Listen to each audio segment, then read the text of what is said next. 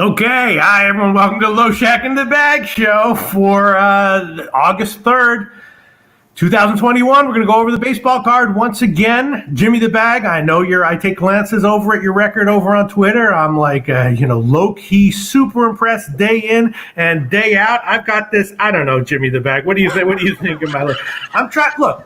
I'm an ambitious guy. You know that, right? Sure. And I want to be on ESPN. I want to be on NBC, right?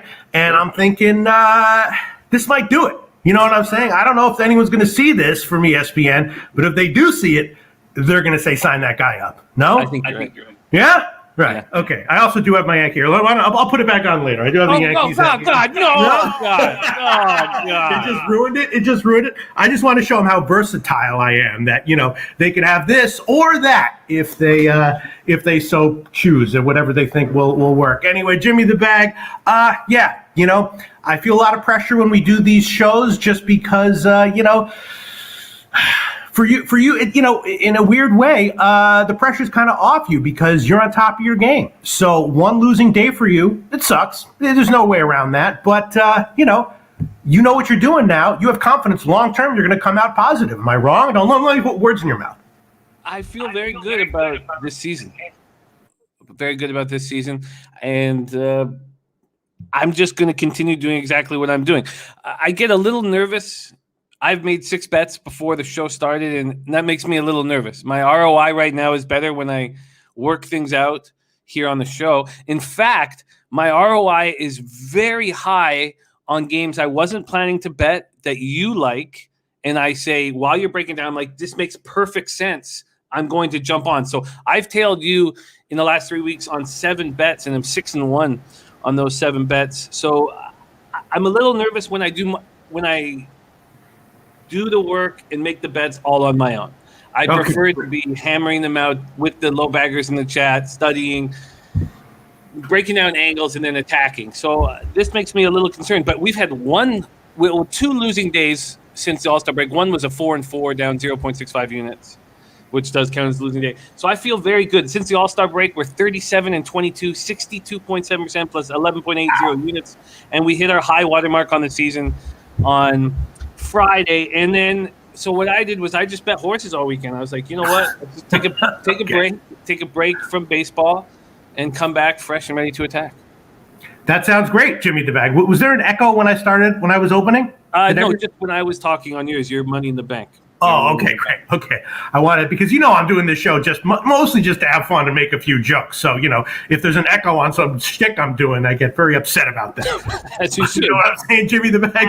As you should. Well, I tell you what, Tuesdays are my favorite day here of the week. We've got the legend Orioles Loshak in the house. Raymond Reddington already coming with his play of the day. Reds money line. Simsela Cuck. Oh, nice. Simsela Cuck in the house. Brian Watson ready to get to work. Razor sharp picks. Says Gambler's First Glance, locked and loaded, ready for a big day. There's Clint Star, the Die Hard MMA podcast. Alexander Sosa, Sammy Calmer, ready to go.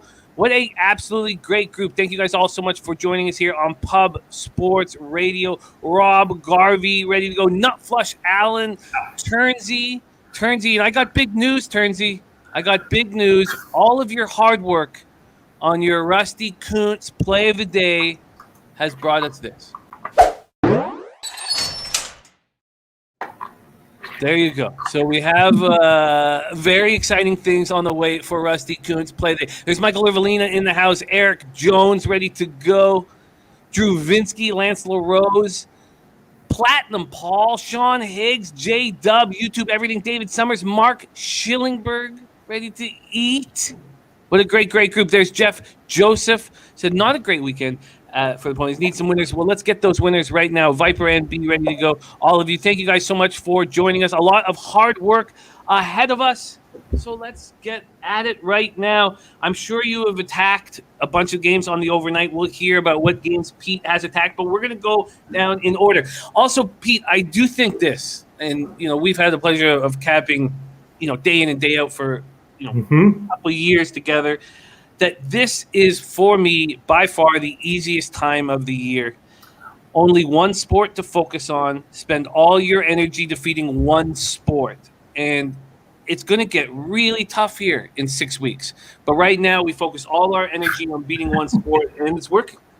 Yeah, I mean, I've said that from day one. I noticed that, they basically the first year I was handicapping, I was like, all right, I'll just do 8 sports at once. I mean, why not, right? 4 or 5, why not add, why not do 8? It is a little bit like, a 6-year-old kid who goes into a candy store and just like, I'll take whatever you got. Just lay it on me, It's tempting because it's fun, right? A lot of the reason people do that is because it's just fun to handicap. But the reality is that you can't bite off more than you can chew, or you can do it, but don't expect to have the same results. I mean, it's very easy to do a little bit of research and be like, it's me. My winners come not because I did my work and I did my research, but because I made the pick. Whatever I make will win. If you do your research and you start out doing well. But the reality is you have to be diligent, right? If you have success doing something, you can't slack off. Otherwise, success will go away. So that's absolutely true, Jimmy the Bag. Don't bite off more than you can chew. One of the top 10 sports betting 101 lessons that I would put on that list. Absolutely. Well put. Let's get to work. Pistol Pete Loshak here on Pub Sports Radio. We start at 7:05 p.m. Eastern. Baltimore Orioles 38-67, 21-36 on the road at New York Yankees 56-49, 27-24 at home. Yankee Stadium in the Bronx, baby. 76 Fahrenheit, mostly cloudy, 5 miles per hour, sideways in. We have Alexander Wells, 1-1. 5.28 ERA, 1.70 whip, 15 in the third, 12 Ks, 9 walks, 3 home runs for the lefty. Last start was a loss at the Tigers. He went 5 innings, allowed 7 hits, 4 earned runs, 1 homer, 3 walks, 4 Ks. Going up against Nestor Cortes, who I like. I think is very strong pitcher. This Cuban has a ton of character and shows a ton of emotion on the mound, and I like everything about him. 5 innings, 3 hits, 1 earned run, 5 Ks, and a 3-1 extra inning win at Tampa in his last start. He's had some big starts against rivals. Recently, he got over COVID. I thought he did that well. 1.93 ERA, 0.95 whip. Orioles versus lefties last 30 days, 248, 761 OPS. There is a group of people looking at these Yankees games saying, look, they're not scoring, unders. Nobody's hitting lefties as hard as the New York Yankees over the last 30 days. 308 average, 943 OPS. Yankees bullpen has been bad in the last 30 days. 5.17 ERA, 1.32 whip, converted 8 of 13. Orioles bullpen has been better than the Yankees bullpen over the last 30 days. 4.83 ERA, 1.41 whip, converted 3 of 5. Life of Von Polo from Charm City says O's all day. Dad Fan says Lopez was unreal for the O's. I was not on it. I was on Lopez last start, or 2 starts back. Wasn't on him yesterday, but wasn't on anything yesterday, so it didn't cost me any money. I've told you that I kind of like Lopez at times, and that would have been a great time to have him. All right, let's set a table for Lodels and see what he does here. We are starting off with this Baltimore-New York spot. Yankees open up at minus 290. They're all the way down to minus 254. This total opened up at 9. It is shot all the way up to 10. Pete, take it away. Yeah, I mean, I think the reason that those lines changed is because Cole was the initial starter. The Yankees in general are going to be overvalued, and their unders are going to have more value than their overs. You see this a lot of times. You've been seeing this for years. A team just loads up with sluggers, and obviously they're going to get their results here and there, and maybe a little bit more than here and there. But in general, people overreact to the names and the power in the lineup, and especially at Yankee Stadium, which can be, a bit more suppressive to run scoring than people give it credit for. Certainly that was the case when it started out, and I think it's still the case. And, yesterday we've seen a lot of underdogs winning, and in general, I've been kind of on those. Thankfully, I haven't had to give them out. Yesterday, I was not on Baltimore, but I was definitely not on the Yankees yesterday. No way in hell was I going to take the free bet. Definitely would have been on Baltimore. I didn't bet Baltimore, but free bet would have been on Baltimore. Here, though, thank God, it's the massive favorite that I'm kind of liking, just because, the Yankees lineup is going to have their explosive days once in a while, just maybe not as much as people are expecting. And this is a great spot for them. Wells seems very, very, very vulnerable. I wish the team total were 2.5 minus 170 instead of 3 on the first 5, instead of like 3.5 minus 110 or whatever it is right now. But I haven't bet it yet, but definitely leaning Yankees team total overs here. Cortez, solid, yes. A lot of fly balls, though. Not real ready to take an over on the 10 here, but as of right now, I'm definitely leaning Yankees -1 and the Yankees first 5 and probably full game team total overs. Very, very interesting. I agree. I agree that the big favorite looks appealing. -260 on the money line, -110. Excuse me, -260 on the money line, -130 on the run line. It's just too expensive. It's just too pricey for me at this point. But I guess the team totals might be a better, or at least a more appealing spot. Shouldn't say better, more appealing spot maybe for me. But that's 5.5 -130. Yeah, I would. It's predicated on the Yankees lineup finally having, a relatively big day against a vulnerable starter. And if that happens, that's going to come early. So, it'd be the first 5 if I were going to take it. But again, taking this overhyped Yankees lineup, at their home park with a first 5 team total of 3.5 is tough. Very tough. And I'm not comfortable with 5.5 team totals. I've never been. But I am comfortable giving a shout out to Rob Garvey's girlfriend, Crystal. Crystal, thank you for hanging with us, capping with Rob Garvey. As we know, couples that cap together stay together and love each other forever. So much love to you. And Jeff Joseph, thank you. Yeah, it was as much fun as I've ever had, maybe at the horse track, just because Ella was having so much fun. And she was up. She made every bet with me, and she was, we went down on the turf races to see the horses up close. And I don't remember really enjoying anything quite as much as that this Friday at the horse track. So thank you for the kindness there. There's Colv Coleone right there. We remember Colv, OG low bagger, whom we love absolutely dearly. Great to see you, Colv. So for me, I guess this is just a complete stay off spot. But I agree. I think the Yankees get back to business here, but it's just too expensive for me to find out. Are you going to make a move on it? I'm an inch away from taking Yankees -1 here, which would be like -180, 190 or something like that. I don't know. Okay, that's fine, and we'll come back to it. Von Polo cashed with Baltimore last night, first 5, and Joshua Wilcox cashed on Orioles first 5 and full game yesterday. Says fading Heaney and fading Yankees are my 2 favorite things to do. When you combine them, it creates the ultimate fade. Nice. And Sammy Culmer has his play of the day. I'm already on it, Sammy. The Dodgers first 5 -0.5. I'm on it. Okay, so we're going to make no moves at this point. Pete may jump on the Yankees. Just talking about Lopez quickly. I mean, obviously he was getting hit, start in and start out, but he has electric stuff. It was just hard for him to control. So having a shutout start like he did is not a mind-blowing surprise, No, and then I backed him the start previous to this, saying similar things, and it didn't work out. But I lost the first 5, but they did cash the full game, of course, which I wasn't on. Okay, there's Juan Ruiz ready to get to work. Let's move on to a spot now. Pete, this is tough. I've been leaving money on the table on these Zach Wheeler starts, something I used to never do. I never did. But for whatever reason, in these divisional matchups, he doesn't always have good numbers against the opposition. He doesn't. Oh, and by the way, quickly, just for where the cash lies in the Yankees spot here, there's just 1,286 tickets in, so it's not very important at this point. Sample size probably too small, but 75% of the money line tickets on the Yankees, 99% of the cash on the money line on the Yankees, and then total wise, 52% of the tickets on the over, 83% of the cash on the over, and we've seen the over go from 9 to 10. Again, it's a little tricky because Cole was supposed to start. Back to the Zach Wheeler situation, I've been hesitant, and this is another spot where I'm hesitant. The early move was towards the Nationals, towards Patrick Corbin. The Phillies are hitting 264 with an 842 OPS versus lefties the last 30 days. And Wheeler has tough numbers against these Nationals. They're hitting 303 with an 818 OPS against them. But if you took out McCutchen, I wonder what those numbers would be. McCutchen's also out tonight. Absolutely. Well, that is sorry, here we go. You mean against Corbin?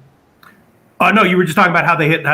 You just quoted their lefties number, their number against lefties. Oh, okay, thank you. Sorry, I was talking about. I was talking about the Nationals. Okay, sorry. Yes, you're absolutely right. That will change the what they've done in the last 30 days. But I think this number that they're offering is appealing for Zach Wheeler, but I've just had this hesitation last night and today. They hit 303 with an 818 OPS against them. Let's set a table for Pete, and then we'll add more numbers into this spot. But Wheeler opens up at minus 165. He's now minus 159. A 6-cent move towards the Washington Nationals. Tricky. We see that 65% of the tickets and 66% of the cash are on the Philadelphia Phillies, and they had a 6-cent move to the Nationals. And in these situations, Pete, I've been just staying far away and watching. How do you plan on attacking the spot? Well, if McCutchen weren't out, I would definitely be on Philly full game team total over. I've been fading Corbin. His peripherals and his deep peripherals were not good months ago. And, he's a respected veteran, so the coaches and the manager will say nice things about him, and he's going to be fine. He's going to be fine. But he's definitely someone that I've been looking to fade every start. And here's another one. I just don't like the fact that that McCutchen's out, and so the Phillies lineup will probably be a little bit chintzier than obviously with him in. I haven't made a play on it yet, but the line is a little bit steep. I wouldn't necessarily want to take Philly. I think Philly's a little bit overvalued as well, especially in a spot like this as a big road favorite. But I would definitely be leaning Philly team total over full game, because Washington's bullpen we saw last night, they're a bullpen that I would want to include in a fade of them. I don't know if I want to give it an official play right now, but I'm going to look into it a little bit further later on and see if I want to take it even with no McCutchen. Yeah, no, that breakdown makes sense. Rich G says Phillies first 5 minus a half. Back and Wheeler's treated me well this season. Robbie Allen says Phillies minus a half first 5. Don't overthink this one. I don't see how the Phillies don't have the lead after 5. Viper MB's on the over, says the total's gone over in 7 of Washington's last 10 games. YouTube Everything looking at Nationals full game. Brian Watson says Corbin blows, and Razor Sharp picks Gambler's first glance is in. He's on the Twins money line at plus 124. Mm-hmm. That makes me feel very good, because the only bet I'm really nervous about so far that I've made is the Twins first 5 on the money line in. I ended up only getting plus 110, and I wanted plus 120. I gave it out on the radio this morning, and it's a radio show sponsored by Sports Interaction, so they had plus 120. I wanted plus 120, so that makes me feel better. Robert Allen says gotta be Phillies minus 5 first 5 or pass. Kenny V's on the first 5 under here. Robert Allen says Philly Washington no run first inning strong lean. Puzzler took Hoskins over 1.5 total bases. Stan Lynch leaning Phillies team total over.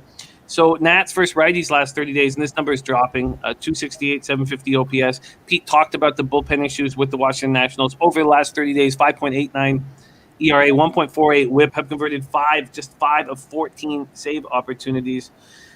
And Patrick Corbin, last start was at Philly. Zach Wheeler's last start was against these Nats. So Wheeler's last start, 7 innings, 7 hits, 3 earned runs, 1 homer, 2 walks, 5 Ks, and a 3-1 win over these Nats. 7-inning doubleheader. And Patrick Corbin was in the other doubleheader that day. He went 5 innings, allowed 8 hits, 4 earned runs, 3 homers, 1 walk, 2 Ks, and 11-8 loss. And I don't know. I feel like I'm going to leave money on the table again here. Against Patrick Corbin, the Phillies hit 274 with a 771 OPS.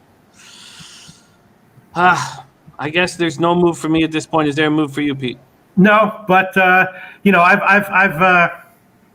a lot of my bets and picks that I've been doing privately this year have come closer to first pitch. So I've been a little bit loose with giving out official plays in this show that wound up being plays that I didn't necessarily love when the game started. But so this is another one I'm definitely gonna be looking into closer to first pitch. While we've been talking about this game, there has been an 8-cent move at Pinnacle.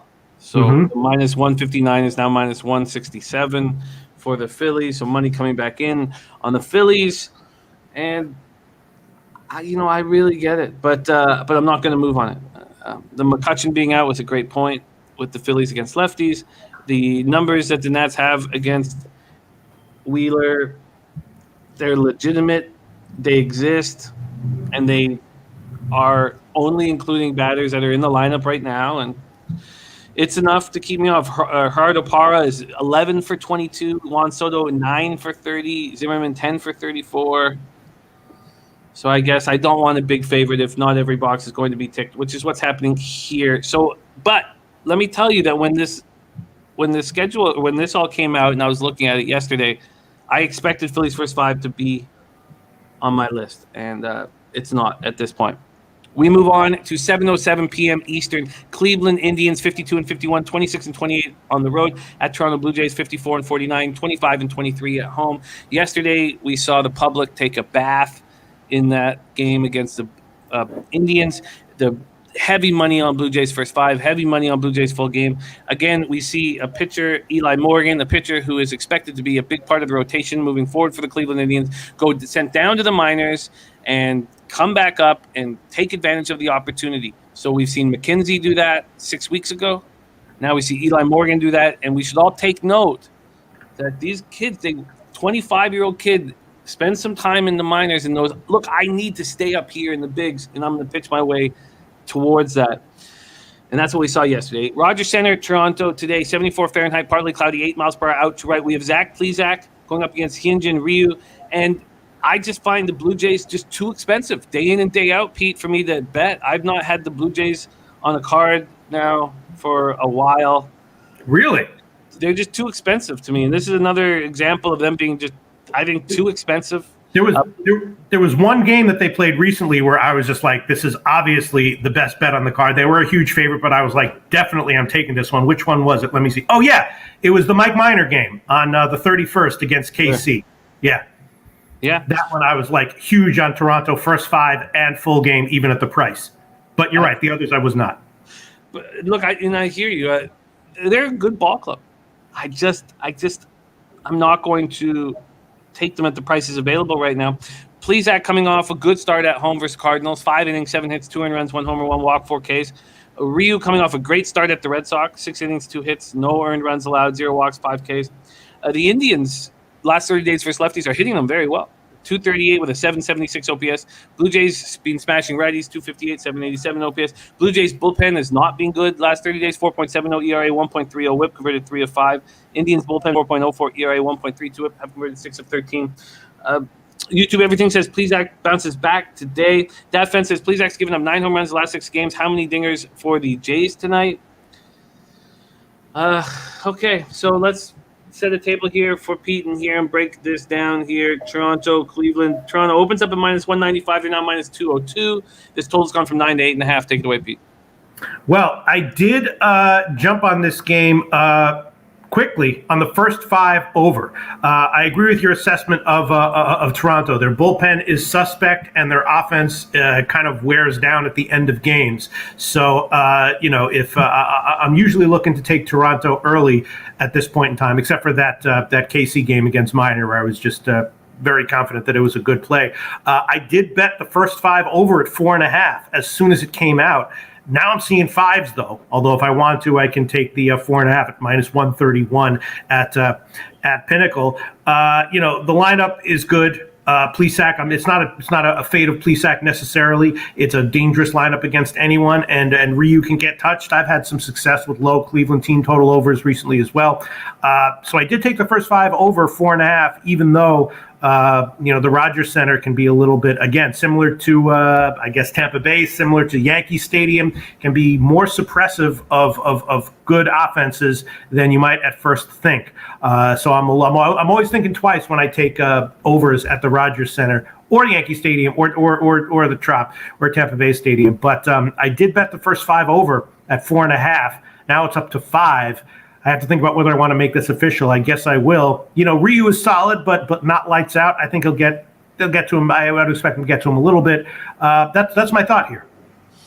This is not a spot where I'd want to take Toronto as a big favorite, though, for sure. Yeah, I absolutely hear that. Absolutely hear that. Big shout out to Don't Ask, Don't Tell. Says make money, have sex, smash Sharpies K props with a $10 dono for us. Much love to you, Don't Ask, Don't Tell. Thank you for your continuing support, my man. Okay, Rodney, $10. Can I get 3 of those bucks? I need it, man. Rodney Barton in the house. Great to see you, Rodney. Yeah. This is just a similar spot that's being available for me with the Blue Jays right now, and there's some good points being made by the chat. Stan Lynch says Toronto priced like they're 15 games over 500. They're actually only 5 games over 500. Rich G says Indians left several runners on base yesterday. Could have easily been 4-0, 5-0 on Robbie Ray. I mean, let me tell you, there are definitely in the next 10 days, I'm sure there's going to be 2 or 3 times where I'm liking or loving the Jays as a huge favorite. That's for sure. Just like the minor start. Just this isn't one of them. Well, the last time I bet them was 5 days ago in Ryu's last start. Mm-hmm. I had them first 5. It was correlated with Rusty Kuntz, play of the day, who had the first 5 team total over. I was so confident that Ryu was going to go into Fenway and have a really great start. And he was a slight dog in that spot. He was a minus 105. We got him a minus 105, and it was excellent. It was excellent. But at these favorite prices, I just I don't want them at this point. Is the first 5 over 4.5 going to be a move?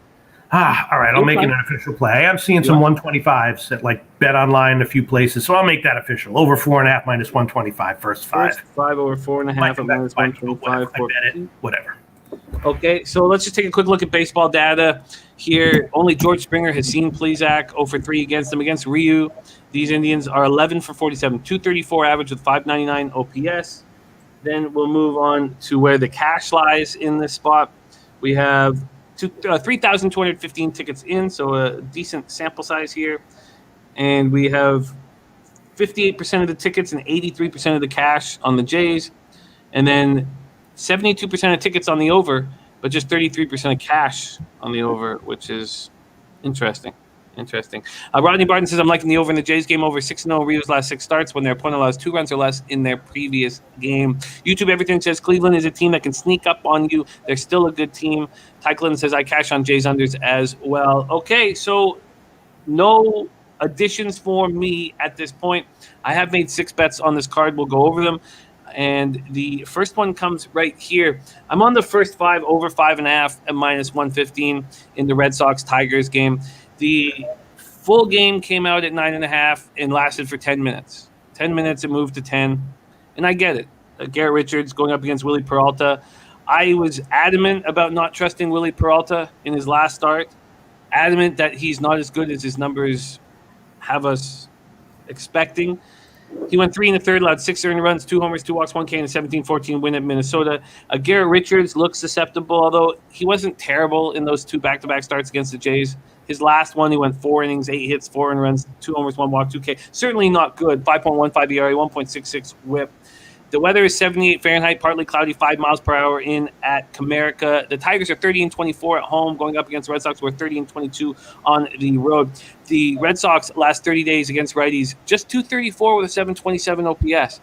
And Tigers versus righties, 240, 741 OPS last 30 days. And then the Red Sox bullpen has slipped up a little bit, 4.23 ERA, 1.29 WHIP, but have converted 7 of 8 save opportunities. Tigers bullpen last 30, 4.57 ERA, 1.37 WHIP, have converted 7 of 11 save opportunities.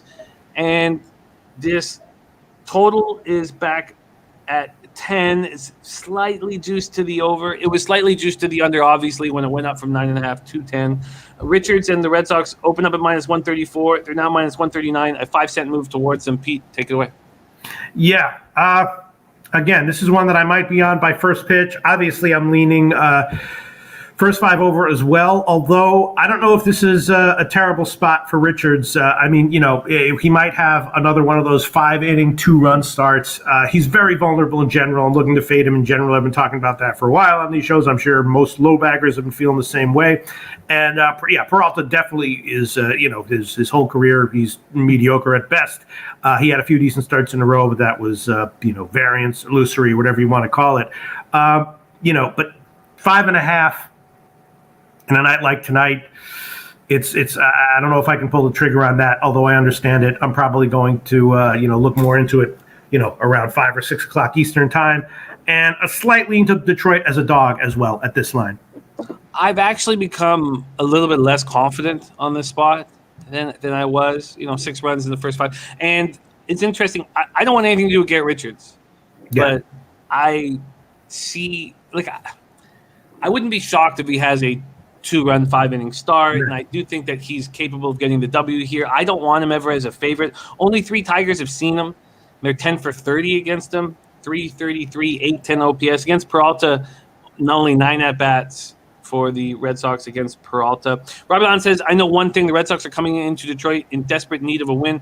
They're going to be pissed off today hearing about how they messed up, not adding anyone before the deadline. Red Sox money line Mr. Gogster joining us. YouTube Everything says Detroit going to smash Richards and Boston going to play catch up.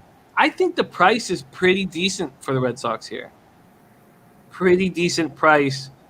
But I don't think I ever want to be sitting there with money on Garrett Richards. As a favorite, yeah. Yeah, so CT Bay says full game because the Tigers score late in games lately, it seems. Let's take a look at where the cash lies in this Boston-Detroit spot. 3,719 tickets in.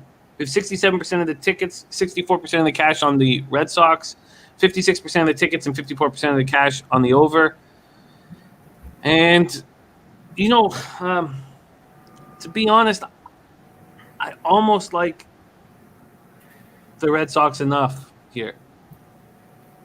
I hate Garrett Richards. I don't want to have my money on him. And I guess, you'd have to take him on a -1 situation, which, well, you don't have to. I mean, you're getting between -130, -135 and -145. But I think the Red Sox can take care of business here. I just don't trust Willie Peralta at all. At all.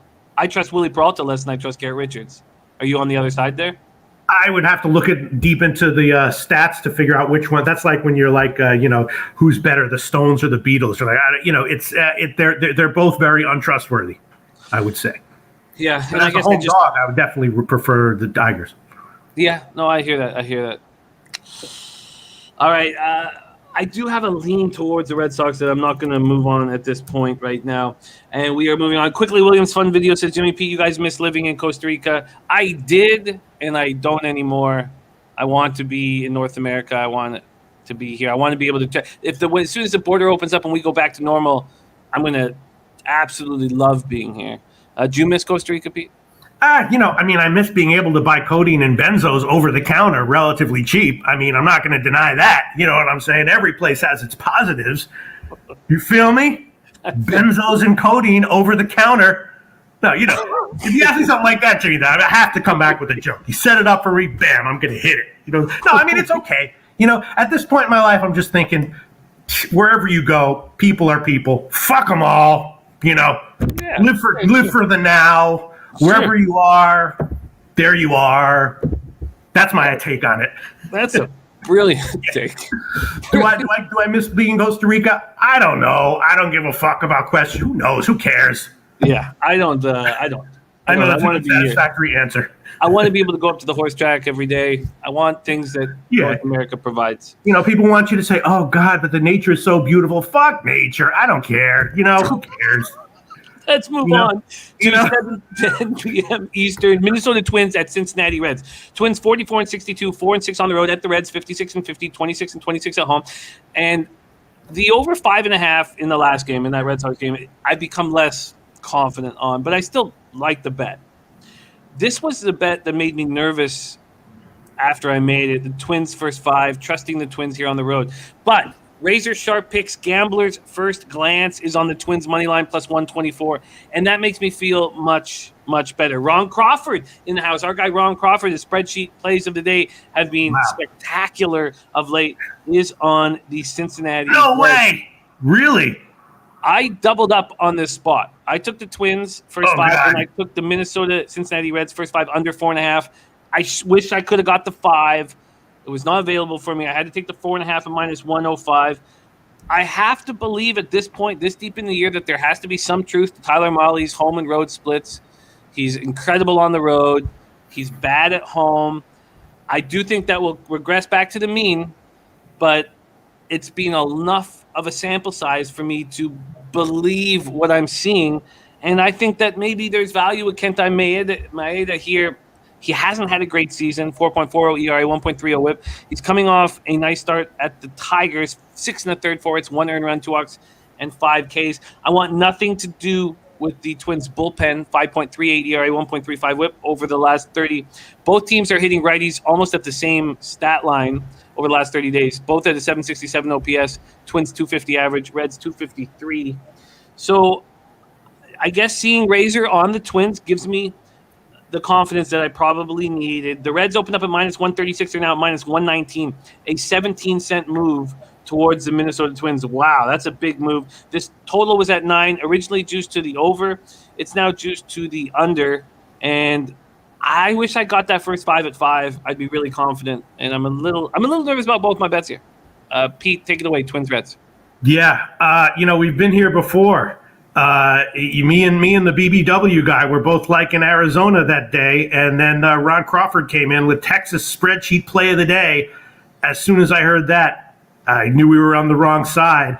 And who likes Minnesota? Also, Jimmy the Bag. Razor sharp picks, gamblers first that round. makes you confident. Yeah, hearing razor sharp picks liking Minnesota doesn't mean jack shit to me when I hear that Ron Crawford's play of the day, spreadsheet play of the day, is on the other side. No offense, razor sharp picks. I like Minnesota too on the overnight line. I took it. I think I got like plus 127, so that's nice. Anyone with a fucking spreadsheet will admit that if you beat a line move by 17 points, you did a good job, at least as we sit here right now. I was liking Minnesota. I was liking the Minnesota team total overs. No offense, razor sharp picks. It was the joke dictated that I say it like that, right? Sure. No, listen, Jimmy likes Minnesota. Razor sharp picks likes Minnesota. I like Minnesota. Ron Crawford's spreadsheet play of the day is Cincinnati, so that makes me think Cincinnati's the right side.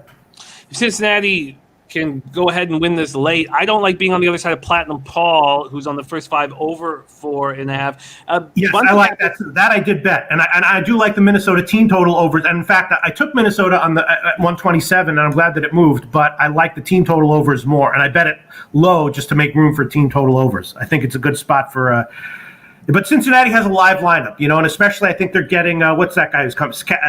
Castellanos, right? He's coming back for Cincinnati, which is another big bat for them. I like overs here a little bit more, and the first 5 over for sure. Well, that makes me uncomfortable. There's a lot of questions. Why could we possibly want the Twins? For me, it does start with Molly's splits. Yeah. They're bad, and the sample size is too big now. So right now on the road, he's 6-1 with a 2.06 ERA, and batters hitting 192 against him. At home, he's 2-2 with a 6.07 ERA, batters hitting 269 against him. He's allowed 13 home runs in 46 innings, and that's enough. That's enough of a sample size for me. And I do trust Maeda enough. Let's go to baseball data. This was another point for me. Molly's been so good against these Twins. They're hitting 158 with a 419 OPS against them. 3 for 19, 3 singles. Against the Twins, Maeda, they're 262 with a 716 OPS, 11 for 42. So I'm a little uncomfortable. Rocky Medicaid says, Jimmy, Pete, what cities are you actually in right now? I'm in Toronto, and Pete is in Brooklyn. Okay, so I'm nervous. I'm nervous hearing that Platinum Paul and you are both on the over. Let's take a look and see where the cash lies in this and make me feel maybe possibly more comfortable. First off, 73% of the tickets, 70% of the cash on the Reds, and a huge market move towards the Twins. That has to be a red flag. And one year I would like to track only these reverse line movement plays to really get a sense of exactly what they're hitting at. But that is an alarming amount of money on the Reds for the market to be hammering to, for the Vegas to be begging you to take the Reds. It's very strange. Then we have 46% of tickets on the over and 70% of the cash on the over. Robert Don says, I get your thought on Molly, but against the Twins, he crushes them. Also, it's late in the year. They need wins and need them now. They're at home. This has Reds written all over it. First 5 for sure. I don't know. I don't know how you can just put a line through what Molly's doing at home. I don't know if that's. I can't do it. Let me just put it that way. I can't do it. Stan Lynch says Minnesota 16-33 to the over, most overs in MLB this season. And here we go. The Rusty Kuntz play of the day is in. The Rusty Kuntz play of the day is in. Let's pop it up here. We've already spoken about the game. Pete's on the first 5 over 4.5. And our man Turnsey is on the team total over 3.5 for the Cleveland Indians. Rusty Kuntz. Play of the day is in. I like that. Let's see. Rusty Kuntz play of the day is in. Okay, so Crystal Warren in the house, and this is nerve-wracking. I don't like. I'm very uncomfortable now. My under 4.5 is, and the Twins first 5 is. I think Maeda has a decent start here. And I think that Molly's capable of moving back towards a mean with a home ERA that's decent. But I'm really uncomfortable now seeing everybody on the other side. Pete, are you going to make the over? My take on Molly is not so much the home road splits as is just I don't know. My numbers don't like him. But obviously, Ron Crawford's numbers, if they don't like him, they like something else a lot more than they don't like Molly, because his spreadsheet play like Cincinnati. Cincinnati's obviously surging, and their lineup for sure has some pop. All right, I'll take the first 5 over. Again, 4.5 minus 108, current line of Pinnacle, whatever. I was also leaning, the Minnesota, one of those old first 5 team totals where the over's 1.5 at minus 155. Gotten a little bit burned on team totals this year, except for my huge rated team totals, which have been great, but everything else has been down. So I'll take first 5 over 4.5 minus 108. Stick it right there. Minus 108. I'm going to give you that right now. There's some questions about Ron Crawford. What is his Twitter handle? I'm going to put that in the chat for you guys right now, because he is an absolute must follow and a great, great guy whom we love dearly, Pete and I. So I'm going to pop it into the chat. Follow our man, Ron Crawford. There's Sanka in the house. Matty Ice started the Taint play of the day.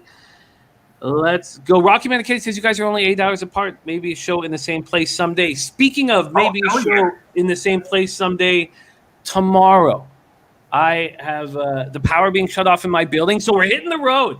And I will be driving up to Maxwell Smart's house, the Cupcake Factory, and I will be shooting Betting with the Bag, sitting right beside Maxwell Smart, who will join me for the entire show. So tomorrow, Betting with the Bag is on the road at the Cupcake Factory with Maxwell Smart, which will be fun because there is a magic that happens when you sit right beside somebody, and when you can sit and just gaze into Peter Loshak's mustache. It's a magical spot that I'm here. Yeah.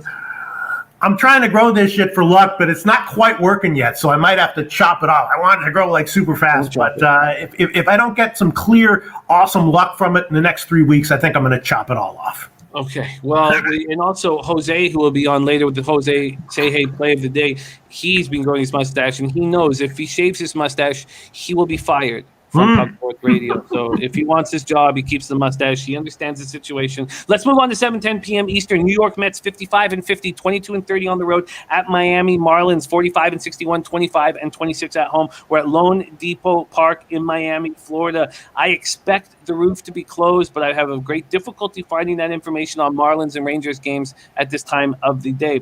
Taijuan Walker going up against undecided. Has that changed at this point here with the Mets? No, it hasn't changed. So let's not talk too much about it. But Taijuan Walker's not looked very good of late. 6-3 loss at home versus the Braves last out. 6 hits, 5 earned runs, 2 homers, 2 walks, 7 Ks in 5 innings. Do you trust Taijuan Walker, Pete? No. And, it's again, no offense to Taijuan Walker or any other starting pitcher who has a string of 10 awesome starts and then tails off. It's freaking hard to be good in the major leagues. It's freaking hard to be awesome in the major leagues. And, Taijuan Walker has a history of injuries. And, his innings are up a little bit here.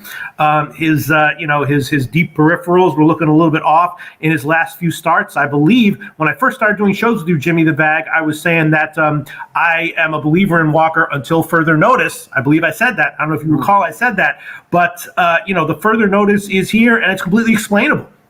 It's really friggin' hard to be awesome and excellent at a major league level as a pitcher, for an extended period of time because, the injuries and the fatigue creep in. And if you lose a tenth of a tick off of whatever it is that you do, you'll start to get crushed. And I think that's what's happening to him. So I'm definitely now looking to fade him until further notice.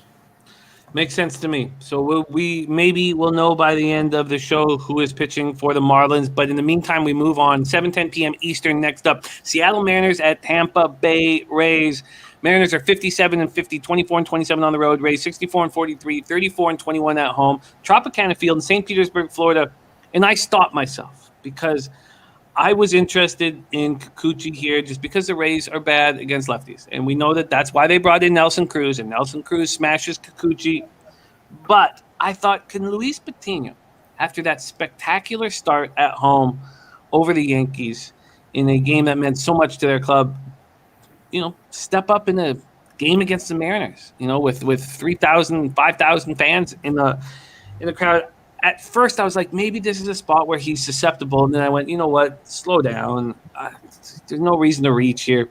Tropicana Field, St. Petersburg, Florida. Kikuchi, 6-6, 4.01 ERA, 1.16 WHIP, 124 Ks and 114 in the third. Has allowed 21 home runs.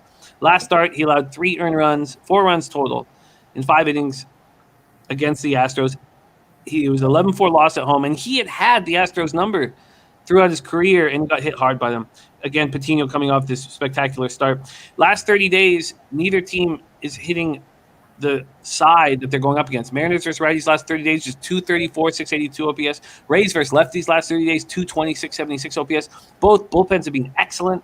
Rays bullpen over the last 30 days, 1.97 ERA, 0.97 WHIP, have converted 5 of 7. Very, very impressive. Mariners bullpen, 3.52 ERA, 1.17 a WHIP, converted 6 of 9.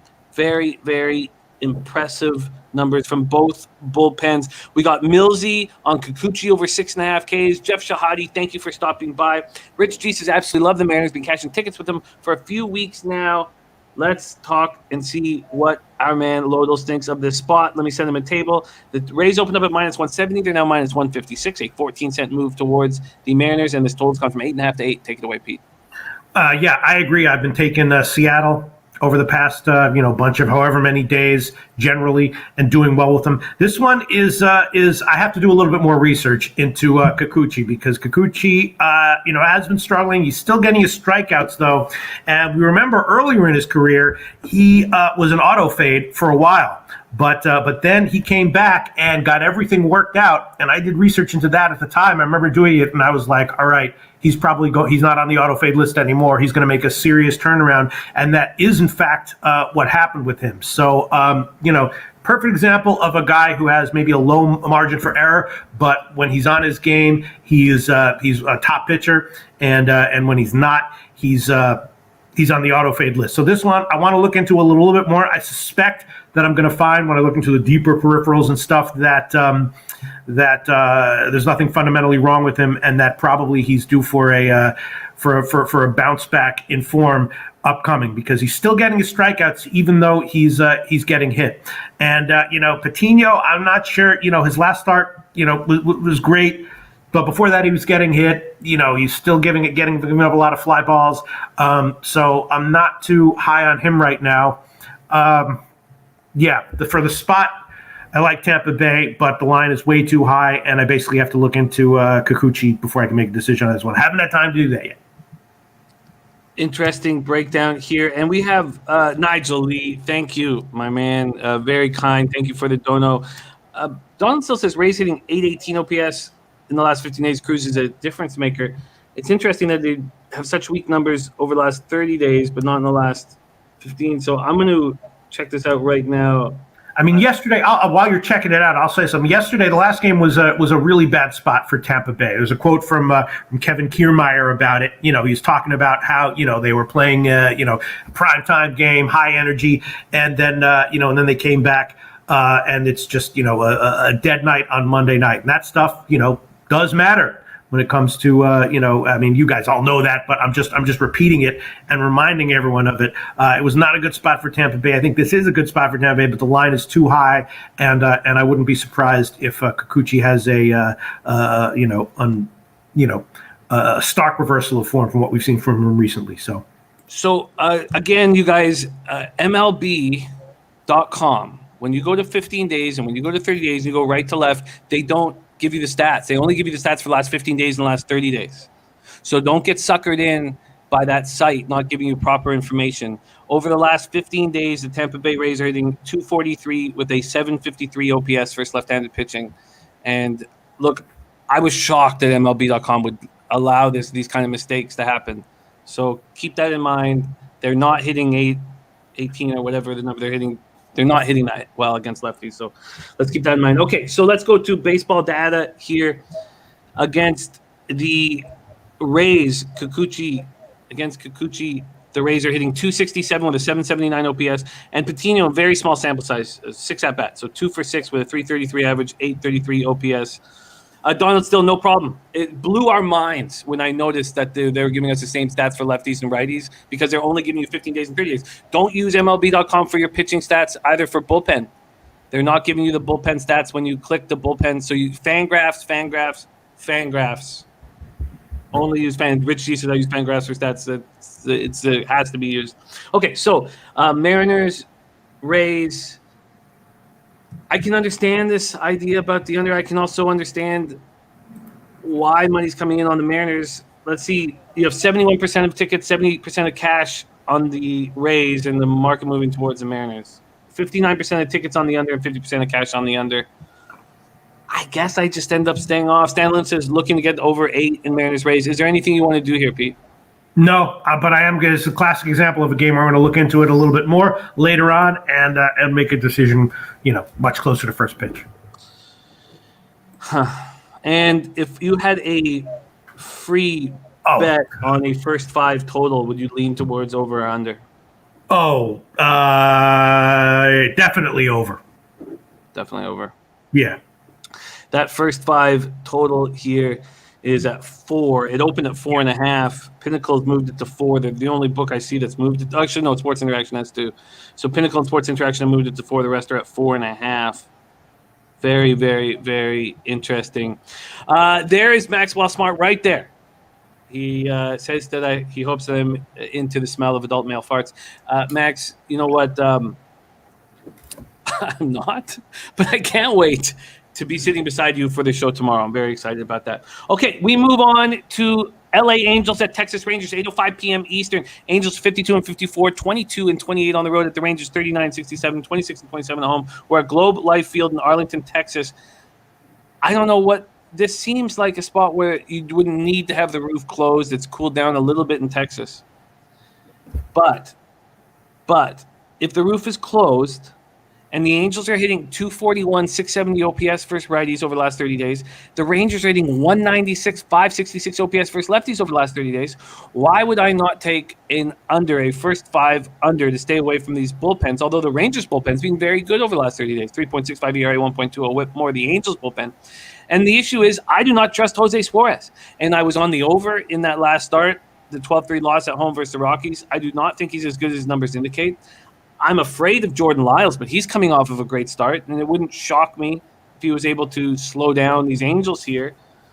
But I couldn't pull the trigger on an under with Suarez, and I have enough action at this point, and I felt this was very difficult. Let's set a table for Pete and watch him roll on this spot. The Angels open up at minus 104. They're now minus 118, a 14-cent move towards them on Pinnacle. And this total opened up. The over 8.5 at minus 115 is now over 8.5 at minus 117, so an 8-cent move towards the under. Take it away, Pete. Angels, Rangers. Well, Texas was my one big play yesterday. I liked them a lot, loved them a lot. It was kind of a fade of the Angels lineup right now. Ohtani, might have he's got like a bruised thumb or something, and they don't have much protection around him anyway. And, the Rangers, one of these teams, you see it all the time, maybe a little bit undervalued, a little bit under the radar. They kind of sucked and then traded away everything that was good about them and then bring up, 5 rookies and shove them into the starting lineup. And those kinds of teams in baseball, sometimes they're complete flops, but they, in my experience, as much as that happens, they also become, teams with a little bit of life to them. They tend to be, undervalued and big dogs. They're not dogs here, but I'm still thinking about Texas here as well at this line. I'd rather be getting them as a dog. Well, now they are a dog. The line has moved in the Angels' favor. Not exactly sure why that is. I know the Angels recalled that outfielder from AAA. He had some good numbers down there, but that's also a big hitter-friendly league. That's a nice addition for the Angels. But still kind of leaning Texas here, although not as much as last night, not nearly as much as last night. Lyles is never really lights out, but actually kind of solid and reliable at home, especially I don't mind taking him when he's going up against a lineup that I think is a little underwhelming. So I'm leaning Texas here. Haven't bet it yet. Texas, my big play yesterday. And, a lot of times when I have like a big play that I'm loving and then it wins and cashes exactly how I expect it to, just psychologically, I'm a little bit low to the same thing the next day, although I definitely do it sometimes. But I'm leaning Texas here, Jimmy the Bag. a Texas lean. Yeah. The Angels against Lyles right now. Oh, we've got a bit of a echo going on right now. Okay, it's gone. Lyles, against Lyles, they're hitting 385 with a 1.037 OPS, and I just can't trust it. But looking at the way these teams are hitting the opposite arm, so Angels versus righties, 241, 670, Rangers versus lefties not hitting them, it does make me think that this under is in play. I also like the Angels team total under yesterday as well, as much as Texas, and I would be leaning that way again here, although not nearly as much as yesterday. Just huge money on the Angels here. 79% of the tickets and 88% of the cash, which is wild. And then you have 75% of the tickets and 96% of the cash on the over, which is also very wild. Rich G says, people forget that even if you got two bad pitchers on the mound, you still need hitters to put the bat on the ball to score runs. Stan Lynch says Suarez, Lyles lean over. Rich G talking about Joe Adell, the big prospect. And YouTube, everything's just fade. Angels still Trout and Rendon back.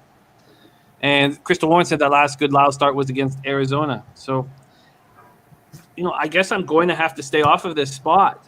But I would like to back that first 5 under 4.5. I don't see these offenses getting the job done here. Well, if you had a free bet on the first 5 total, Pete, would you go over or under? I don't know. I mean, both starters are still, underwhelming. It's a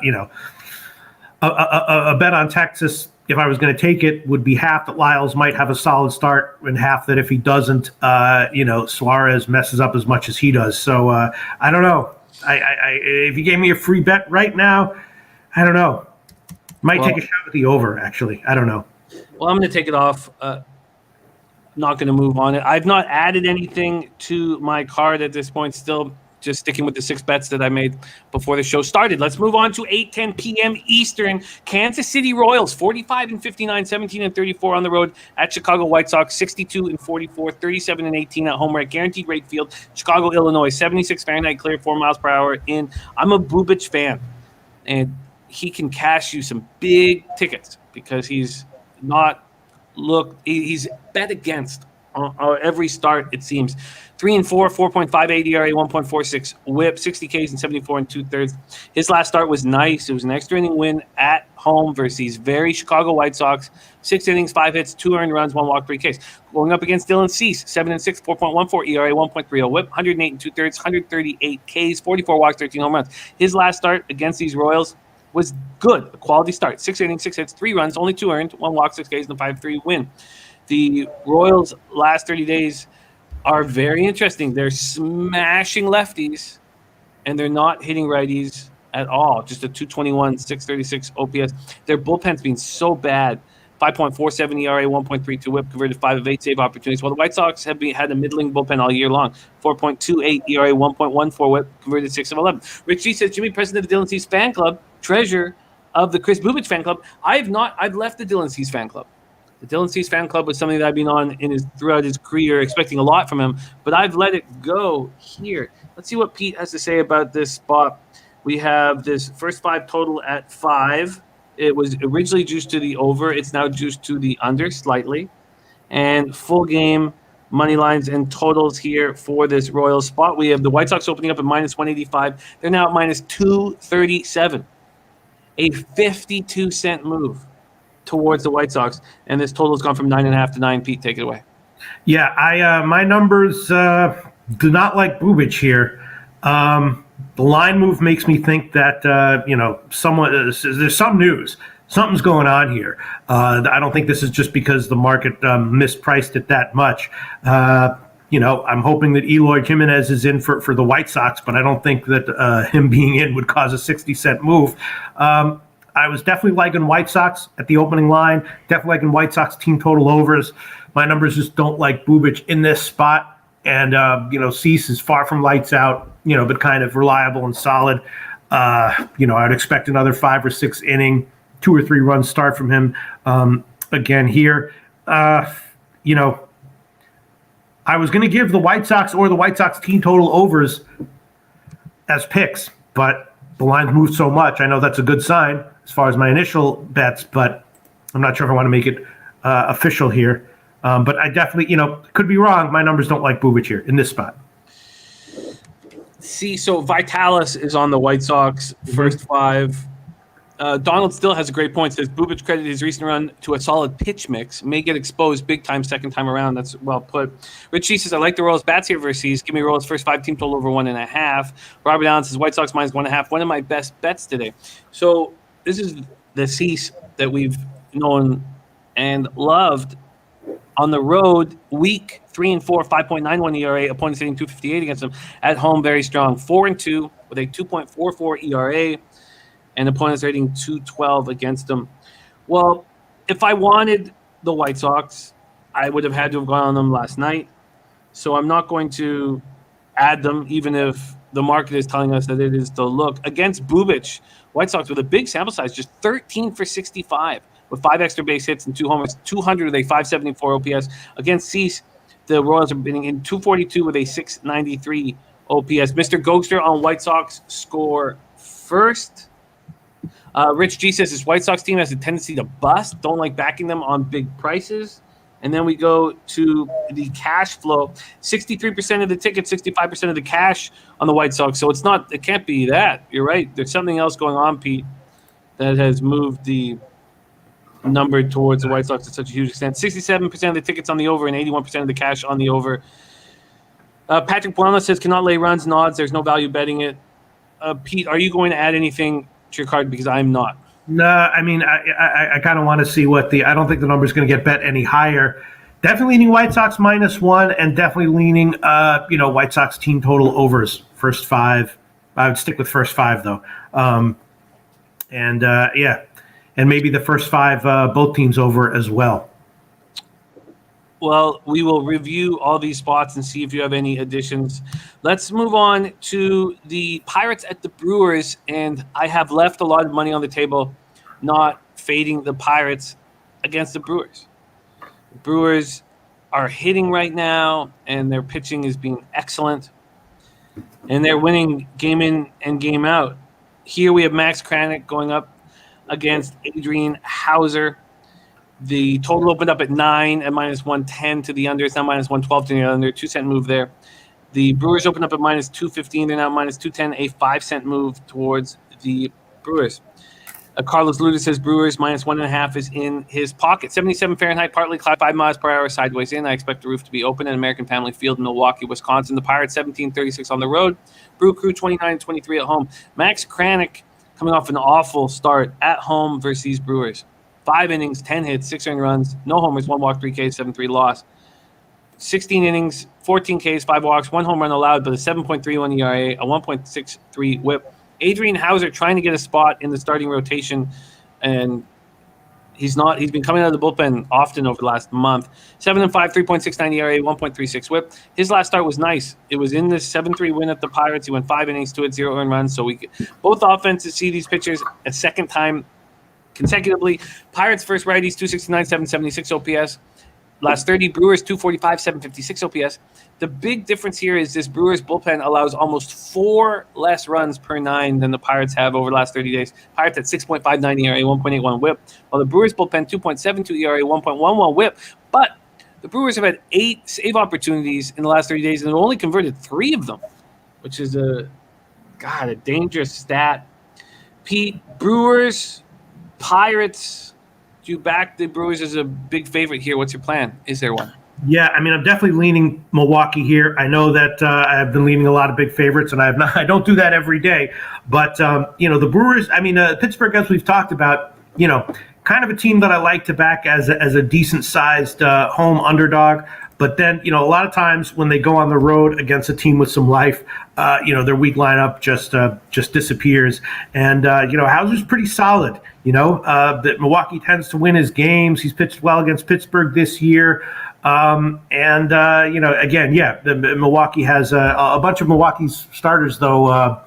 Their relievers are on the COVID-19 list, including Hader. But they have some other guys in there. I'm definitely leaning Milwaukee -1, and I might make that one an official pick. I don't like the spot for Kranick. I think Hauser's probably going to be okay, and I would give a boost, a significant edge to the Brewers lineup. 76% of the tickets on the Brewers, 73% of the cash. That's with 3,972 tickets in. 40% of tickets on the over, 93% of the cash on the over. The over makes sense, and great stuff from Kenny V saying it just started pouring. The roof will be closed in Miami. Donald still says hater with COVID seems to be no factor as being a ghost lately. Yeah, right, but I mean, it's not just him. They got a bunch of guys. They got a bunch of guys who were afflicted by the plandemic virus. And so, do you think with this that that doesn't give you any kind of concern about backing the Brewers here? It does, but my numbers still like them.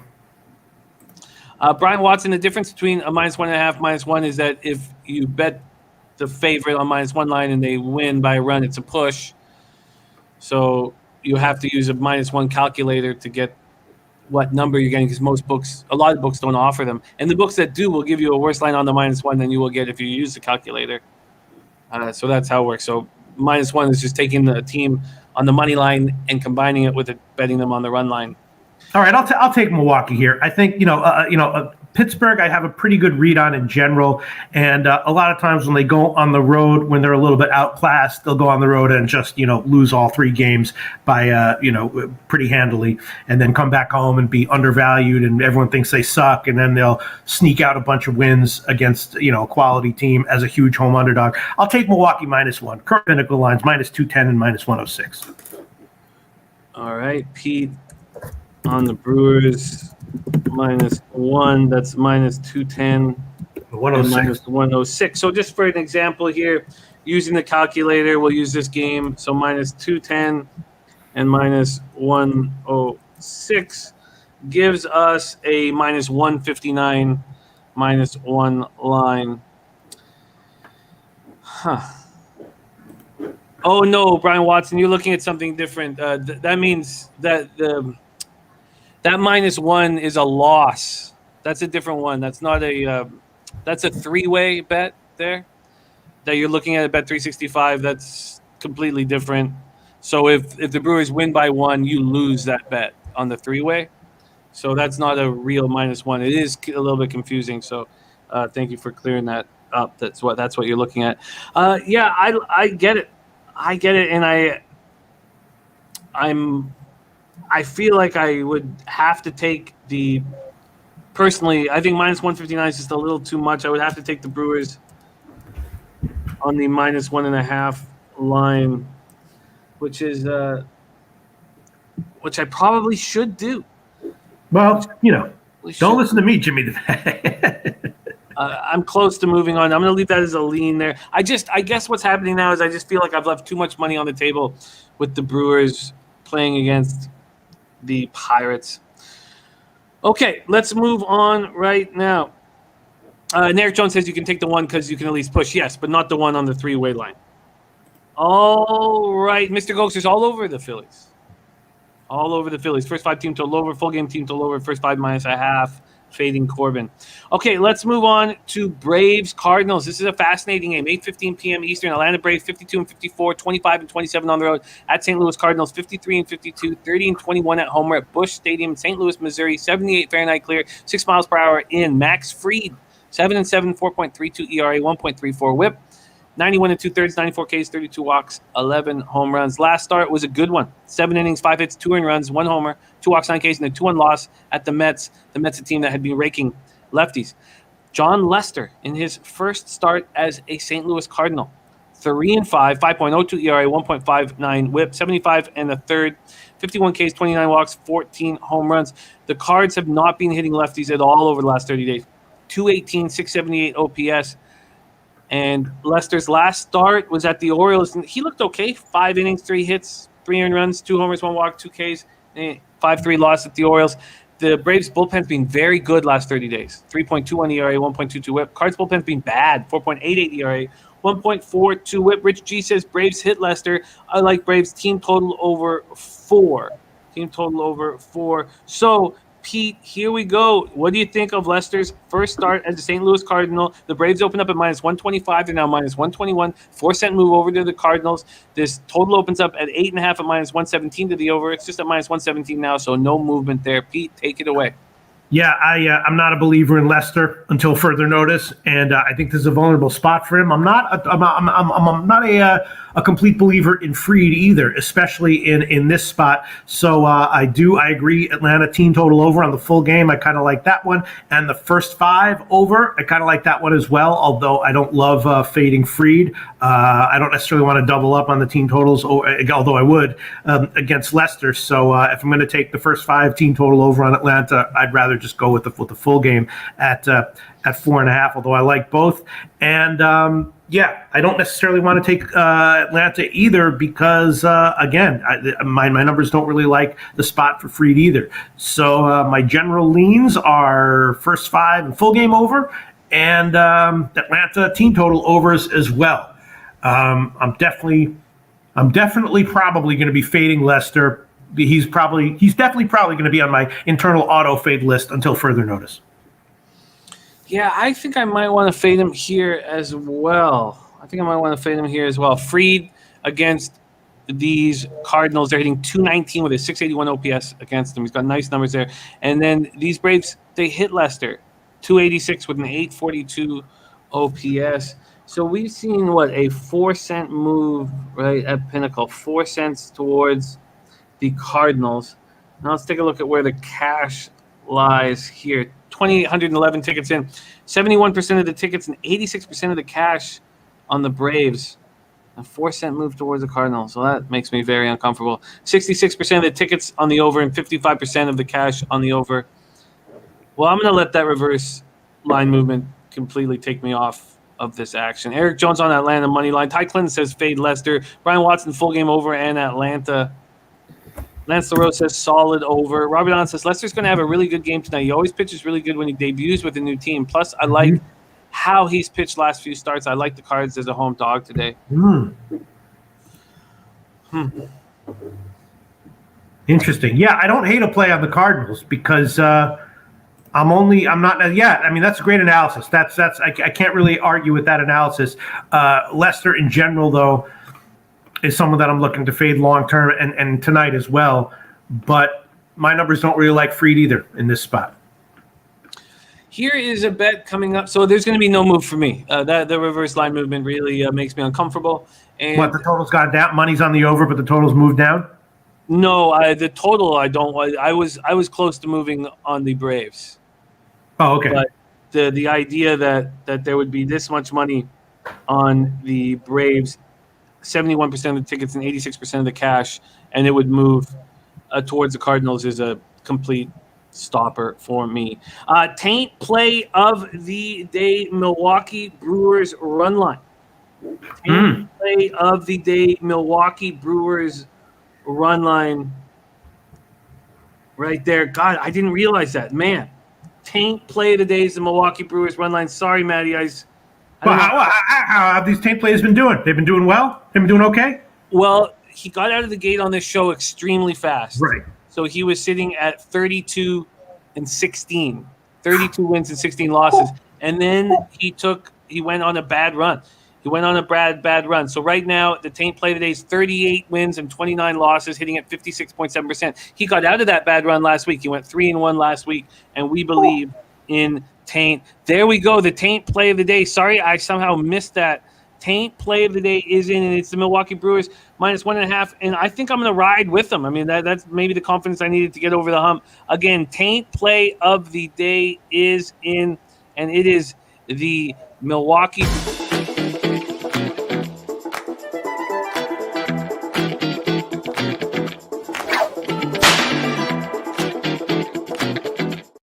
Once again, Taint in business. Taint Brewers -1.5. Taint.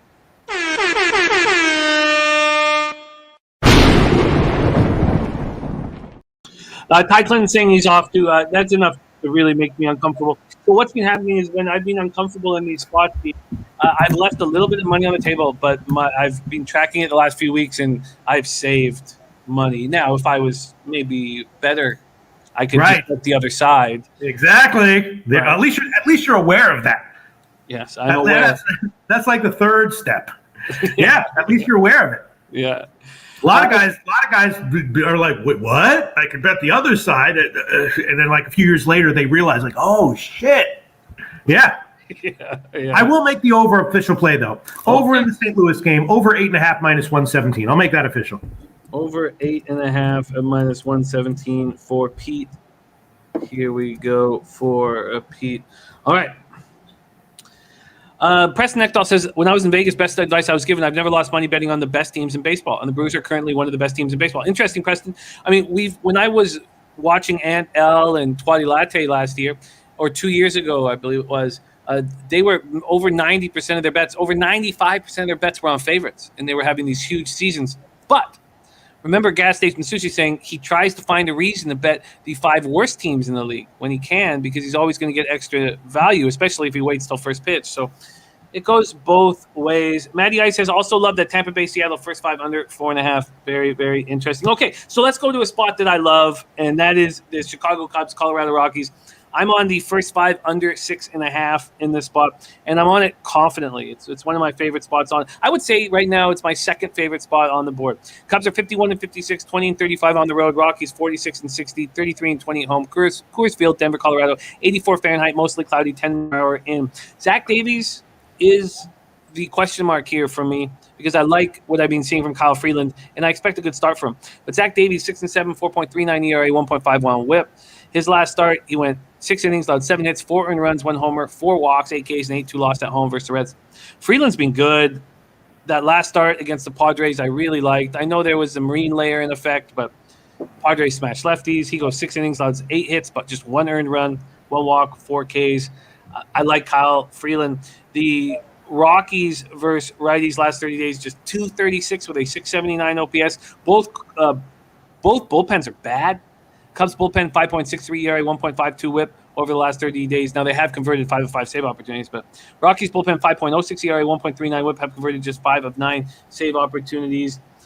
This one I really like. I like a lot. The full game, Pete, here to set you the table, was originally juiced to the over 11.5. It's now juiced to the under 11.5. And there's been a 15-cent move on the Chicago Cubs.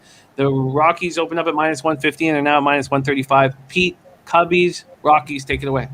Yeah, I agree with everything you said. I feel I don't love it, but I feel confident in it, and I bet I even bet the full game overnight when that one came out, and I took the first 5 a little bit more. When that came out, I'll make that an official play. First 5 under 6.5 minus 118. That's the current line of Pinnacle. That'll be official, and I wouldn't be opposed to doubling up on it with the full game as well. But I think I'll hold off on doing that for right now. I love it. Sharpie in the house says, I'm on the under first 5, 6.9 minus 120. Cubs bottom 2 versus left-handed pitching since the All-Star break, batting below 200. Rockies 23rd versus right-handed pitching under, baby. I love it. Joey Harb says, under is too obvious if the line at 11.5, wind blowing in. Do you find this under so obvious with Zach Davies going up against Kyle Freeland? I mean, when I look at their peripheries, when I look at their numbers, they both have whips at 1.5. You know, they both don't get strikeouts when they need them. Zach Davies, 78 Ks and 108 2/3 and 58 walks, a very bad K to walk ratio. And Freeland with just 46 Ks and 61 2/3. I don't see this as a slam dunk spot because of the 2 pitches. I'm really betting against the offenses at this point.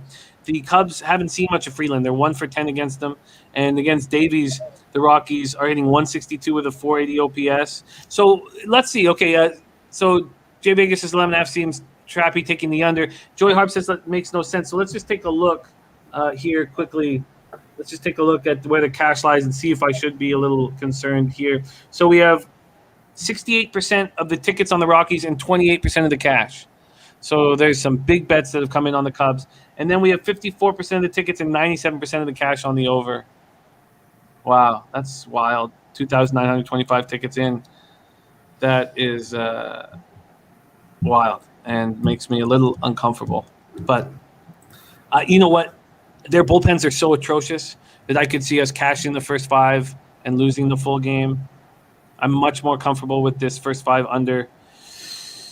No, Matty Ice, we've not had a dirty K prop. We don't want to rush excellence, so we're going to let Sharpie, whenever he wants to hammer this.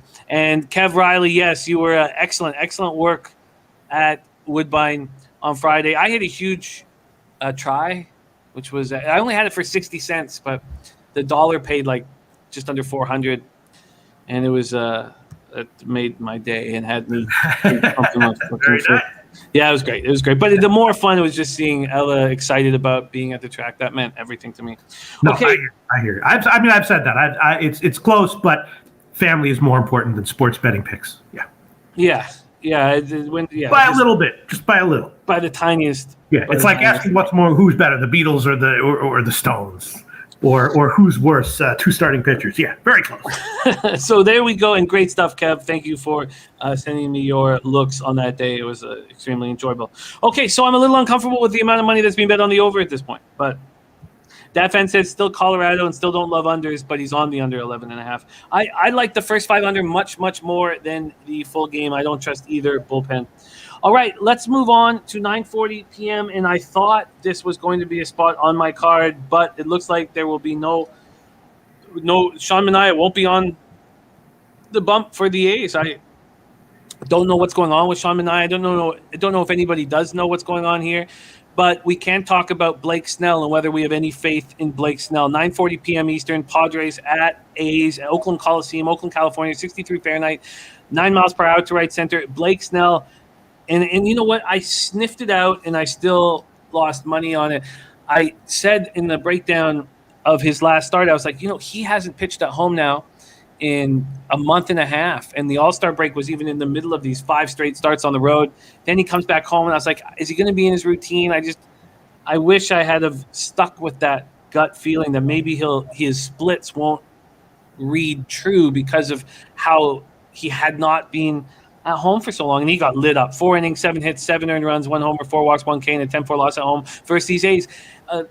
We don't know who he's going up against, but is this a possible bounce-back spot for Blake Snell going up against that same lineup 5 days later and over in Oakland? Yeah, I think it is. My numbers are actually not that good on Snell in general, being predictive. And, Oakland, I had them ranked as a relatively weak lineup for a long time, but, they've added a little bit of pop, so they're a little bit better now. I have no real opinion on this one, and depending on, we'll see who's the starter for Oakland and what the lines are, but probably going to wind up being a pass for me, I would say. Yeah, and the A's are smashing lefties of late. 267 with an 807 OPS over their last 30 days. Okay, and Dom Ricci tracking total Rockies over-under splits away, 13 and 39. Home, 33 and 20. Yeah, I'm surprised there's all that cash on the over, but I think it's because of the faulty bullpens. I really like the first 5. Okay, let's move on. We have 2 more games on this card, and I find them both fascinating. I'm all over the Dodgers game, but let's start with 9:40 p.m. San Francisco Giants, 67-39, 32 and 22 on the road at the Diamondbacks, 33 and 74, 20 and 33 at home. Chase Field, Phoenix, Arizona. Roof will be closed. Johnny Cueto on the bump for the Giants, 7-5, 3.84 ERA, 1.25 WHIP, 93 and 2/3, 82 Ks, 19 walks, 13 home runs. His last start, he went 5 2/3, did not allow a run, 4 hits, 2 walks, 5 Ks, and a 5-0 win at home versus the Dodgers. And that was another spot where the market was moving towards the over. It confused me, so I stayed off. Sorry, take that back. Sorry, that was the Cueto start against Price. Excuse me, let me retract that again. I wanted the over. I wanted the over first 5 badly, but the market was moving towards the under. It confused me. Why would it be moving to the under? I just stayed off, and the first 5 under cash, and I saved money staying off. Sorry. Madison Bumgarner on the other hill, coming off a 3-2 win at the Rangers. In his last start, I backed him first 5. He had a good start, but I lost that first 5, and then they won the game outright, which was very frustrating. He went 7 innings, allowed 4 hits, 2 earned runs, 1 walk, 4 Ks, and a 3-2 win at the Rangers. And that's why I think that Jose Suarez can get through this Rangers lineup if Bumgarner can shut them down. Why wouldn't Jose Suarez, whom I don't trust, maybe I have to revisit that in a second. There's Boston Nick in the house. So Bumgarner against Cueto. We will break down some more stats here in a second, but let's set the table for Loshak and see what he thinks of this spot. We have the Giants opening up at -160. They're now at -175. 15-cent move towards them at Pinnacle. And this under 9.5 that was slightly juiced to the under is now juiced to the over at -113. Pete, take it away. Giants, D-backs. Yeah, Bumgarner, my numbers don't like him, but I want to look into some, try to find some deeper peripherals that might shed some light on it. My numbers don't like him. It's not great, though, that I know Buster Posey's not going to be in the lineup, so that's a big bet. That's not going to be in for the Giants. My numbers don't really like Cueto here either. But it's a big favorite line for San Francisco. I don't really want to take San Francisco here. I'm just going to have to do more research on this one. I want to see what the lineups are when they come out, although I know that Posey's not going to be in. And, in general, my numbers don't like Bumgarner. But I want to look into it a little bit further to see how much I trust my numbers, and I just have to do a little bit more research on this game because it's I don't really want to take my numbers say don't take Arizona, but I don't want to take San Francisco here as a big road favorite either yet. Total's a pass, so it's a tough one. Again, I want to do more research on Bumgarner to see what I really think about him. I like unders when the roof is closed, but I understand the concern with Bumgarner on the bump. Giants versus lefties over the last 30 days, 266 with a 753 OPS. D-backs versus righties is 231, 690 OPS. The Giants bullpen has been good. Not quite as good as they had been, but over the last 30 days, 3.79 ERA, 1.17 whip, converted 8 of 12. Diamondbacks bullpen's been unbelievably bad, 6.01 ERA, 1.58 whip, have converted 6 of 12. Rich G says no action. Mr. Gokes are looking at the first 5 over. Brian Watson says don't trust Cueto. Billy Pilgrim says Cueto okay. Trusty, our man Dennis Trusty says the odds in this game are so bad, not high enough to play the D-backs, and are too low to play the Giants. So let's take a look at the baseball data and see if that can give us any information here. Against Cueto, these Diamondbacks are hitting 189 with a 519 OPS. Against Madison Bumgarner, 246 with a 689 OPS. And then let's see where the cash lies in this spot. 75% of the tickets, 73% of the cash on the Giants, 53% of the tickets, and 72% of the cash on the under. Mr. Gokster on a first 5 over.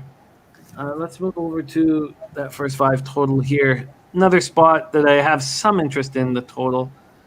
Pete, the first 5 total is sitting at 5. Originally just to the under, now just to the over. If you had a free play on the first 5 total, what would it be? Oh, geez. I guess it would be over. But that's only a free play. Yeah, it wasn't going to be on my list, and I don't want the vividness of Bumgarner's last start for me to think that he's got his shit together. That fan says, I love Bumgarner, love him to win and get the W versus old team. Really?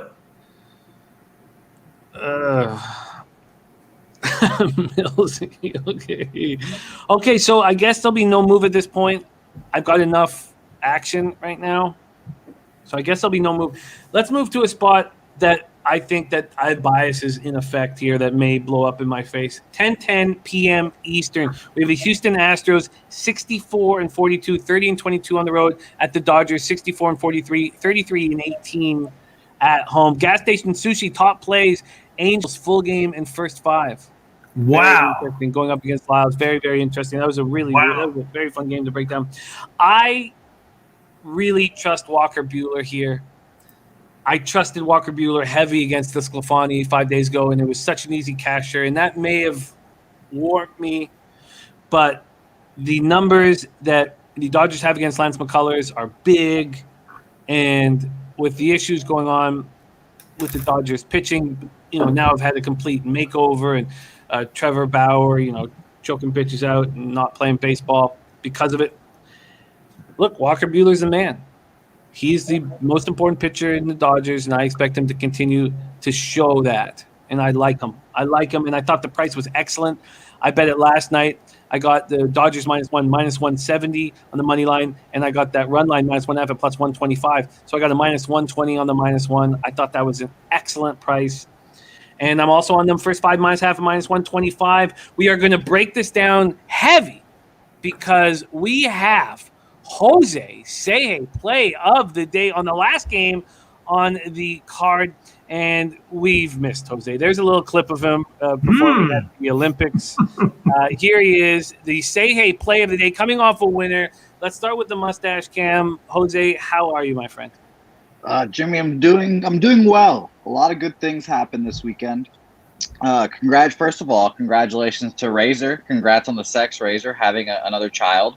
We should shout him out as well. I did not know that was wow. Yeah, congrats on the sex. Yes, thank you. Good job on Razor. Appreciate that. Nice. Another thing, we have the Dirty K prop as well. That was also just sent to us. Mr. McCullers. Wow. 6.5 Ks. Over 6.5 Ks at -110. I'm popping that in right now. It sucks talking about this and not thinking of Sharpie with his BBW love. I know he's a one in the pink, four in the stink kind of man, and it sucks to not have that visual when he joins us. Jose, we have McCullers over 6.5 Ks as the 30K prop of the day, and let's give Sharpie a big shout out right now.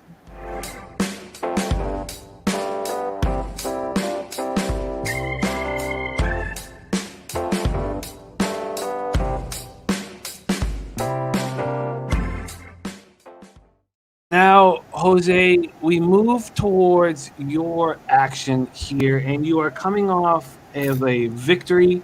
You're coming off a good week, and you have the black in your sights right now. The Say-Hey play of the day, 21 and 24, hitting at 46.7%, down 3.25 units, ROI minus 7.22%, average line plus 103.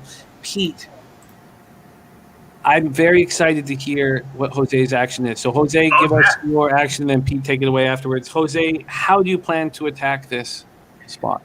Very, very fun game tonight. I mean, we all know the history between these squads. Initially, I was looking at the under. I really like the full game under. I trust Lance McCullers a little more than the numbers indicate. Walker Buehler's a great pitcher. But then, I went back to the Pete Loshak special. Sometimes you have to find a little hole. You got to warm up right into it, nestle in there. And I looked at the first half team totals. Right now, you can get the Astros on Pinnacle first half, or first five, I guess I should say, over 1.5 minus 113. Dodgers over 2.5, even money. I like both of those, honestly, but I'm going to lean towards the Astros here. A little juicier at minus 113. I like the lower number, obviously. I think the Astros can get it done. And I think especially Carlos Correa, they revel in this being the bad guy shit, us against the world. I fully expect Carlos Correa to have a nice game today. I would put him, actually, I forgot today's Tuesday, so I will be on the MLB closing time show. He will be my Jack of the Day candidate today for sure. Has one already against Walker. Big moment. But we just need to see lineups, essentially. I need to make sure that Correa is in there. Mookie Betts played second base against the Diamondbacks. We'll see where he's playing. Hopefully he's in the lineup. But yeah, I'm on the Astros first five team total over 1.5. It's going to be a great game to watch. I'm very excited. Right now, you can get it minus 113 on Pinnacle. Wow. Very, very exciting, Pete. Just very quickly, some really nice things coming in about Jose from the chat. Millsy says that you have the body of a 13-year-old girl. I have a body of like a brown paper bag filled with milk, actually. So thank you. Wow, that's nice. Pete, what do you think of our man Jose's action? First five. You didn't just think of that. You wrote that a long time ago, right? You're like, I actually have it written down. It's on my hand. It's on my hand. Wow. First five team total over 1.5 for Jose. What do you think, Pete? Well, it makes me nervous. I mean, I'm a believer in Buehler, although I'd have to go back and check my numbers. But I feel like I have bet a bunch of first five team total unders with teams he's been facing and gotten a little bit surprisingly burned by that. My numbers love him. He seems strong as ever. Houston lineup is tough, though, obviously. So, I don't like, in general in sports betting, you want to, be looking for someone, relatively strong or overvalued or undervalued going up against someone who's relatively weak and undervalued. And here it looks like strength against strength. I do love the Houston lineup, but also my numbers love Buehler as well. That's an interesting play. I hope he cashes. It makes me nervous, but I hope he cashes. There is a small sample size against Buehler here. 3 for 9 with a 333 average, 1.067 OPS, and I like it. I like that they haven't seen much of him. They've hit him once. I really think he pitches well here today against McCullers. These Dodgers hitting 283. Wait. He took the over, didn't he? He did. Yeah. Okay. Go ahead. Yeah. I'm backing the Dodgers first 5 full game. I was more talking about my own confidence in Buehler. 283, 892 OPS against Lance McCullers. 13 for 46. 7 of those 13 hits, 4 extra bases. So there we have it. At this point, we have the Dirty K prop of the day on McCullers over 6.5 Ks at -110. We have Jose on the Astros team total, first 5 team total over 1.5 at -113. And I'm on the first 5 and full game on the Dodgers. Slatsy says Buehler in fine form, and the hate for cheater Astros will be so evident. Play of the day for me is LA first 5 -1/2 at -120. Here we go. Pete, are you making any additions to your card? I don't know. I guess I'm going to pass on this one. I was thinking that it might be a good spot for the Dodgers until I saw the line, and they were a significantly bigger favorite than I was expecting them to be. McCullers might be wearing down a bit. He's a little similar to Taijuan Walker. A guy who, when he's on his game, is excellent and reliable, but tends to get a little bit injured and a little bit worn down. I've seen that from multiple times in his career. It looks like that might be happening to him here as well. He was already on the injured list once this year, so I'm kind of high on Buehler here and down on McCullers, so I'd be leaning Dodgers here. Although it is, going to be, Houston obviously has a legit awesome lineup, and now, it's going to be an intense atmosphere as always. So that throws a monkey wrench into things that can make things turn out, unexpectedly.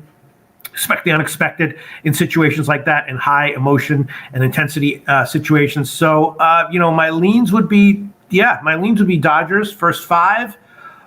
Maybe thinking about the first 5 under, but I think it's just going to be a pass for me. I hope Jose cashes. Interesting game though. Again, my number's kind of like high on Buehler, low on McCullers. If Jose cashes, I think my first 5 is peril. Mm-hmm. There's been a 20-cent move on the Dodgers at Pinnacle, opening up at -152, now -172. This total has gone from 8 to 8.5. Let's take a look at the cash here in this last spot on the card. We have 2,786 tickets in. 51% of the tickets on the Dodgers, 85% of the cash on the Dodgers. Love that stat. That makes me feel good. 57% of the tickets on the over, 61% of the cash on the over. Sharpie says Astros first 5 +150. Says thank me later, coming from a Dodger season ticket holder. There you go. Wow. People who are like, Astros first 5, kind of just pulled it out of my ass. We throw that out. But people who are like, this is my team. I've been following them since I was 8 years old. Trust me, especially when they're going against that team. I've said it many times in videos I've been doing for 15 years. Those kinds of opinions are the most valuable opinions to me out of all the opinions that there are out there. Scares me very much. There's some more notes coming in for Jose. First from Turnsey, he says, Jose, now that I look, your ears are very small and close to your head. Nice. He really likes that a lot. But he says... If a brown paper bag had ears, that would be what they would be, probably. But he does say, for the love of God, go see your barber, please. I will pay for the haircut. Don't. I believe what you have is called a pompadour, right? Yes. Pompadour. Oh, man. That's what you should do. It's gorgeous. Carve it up, baby. I don't know what you guys are talking about. When I imagine Jose, I always imagined him with that pompadour with gum in it. That's always how I imagine him. Well, hold on. By the way, guys, I did some research.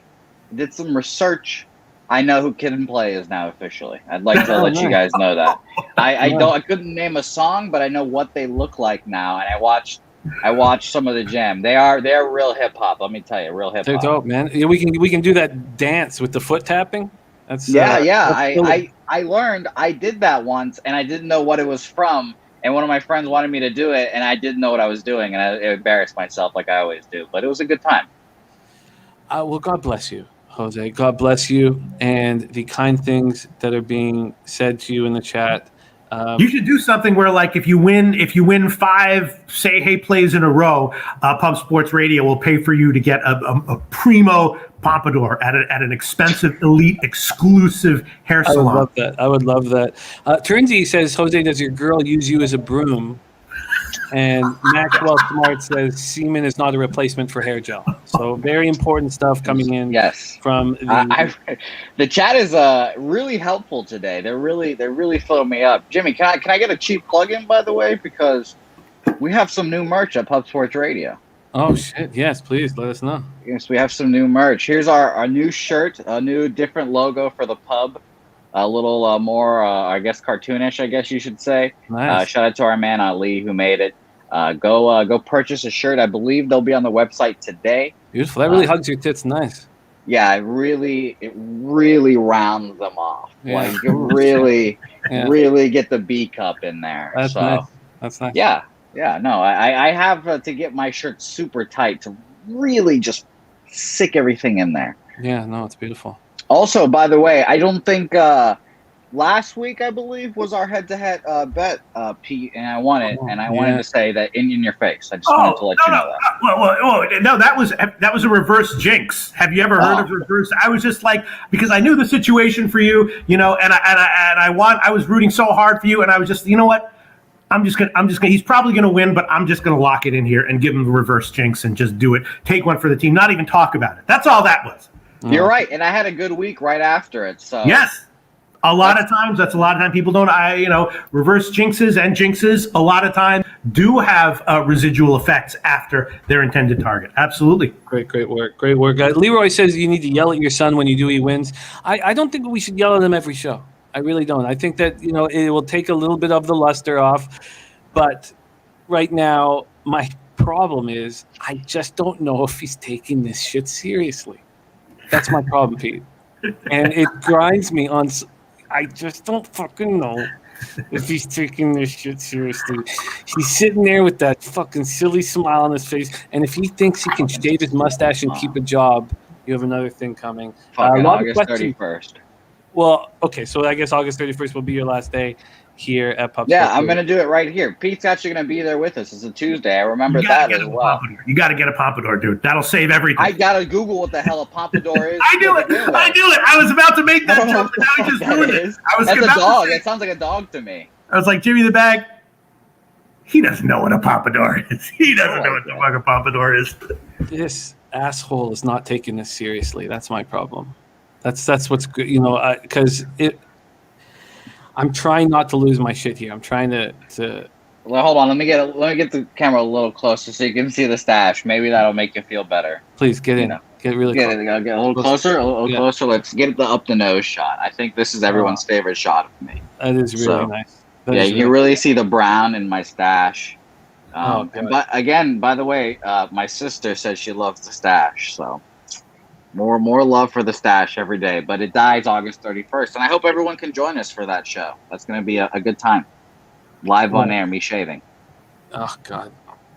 Leroy Flood wants me to lose it. No, I'm going to keep the anger in. We're not going to yell at him every time. But he better take this shit seriously. There you have Jose Say Hey play of the day. Astros team total first 5 over 1.5. And Ski Profit just Googled Pompadour. Jimmy the Bag, it's not our world anymore. It's over. It's over for me. It might not be over for you. What's happened to us? I'm going to Google Pompadour right after the show, too. Razor Sharp Pick says Jose plus 10 units or something. Not sure why he is so happy. Like he's at a 2-year-old's birthday party.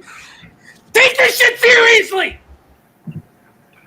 I was just so happy about Razor's new child.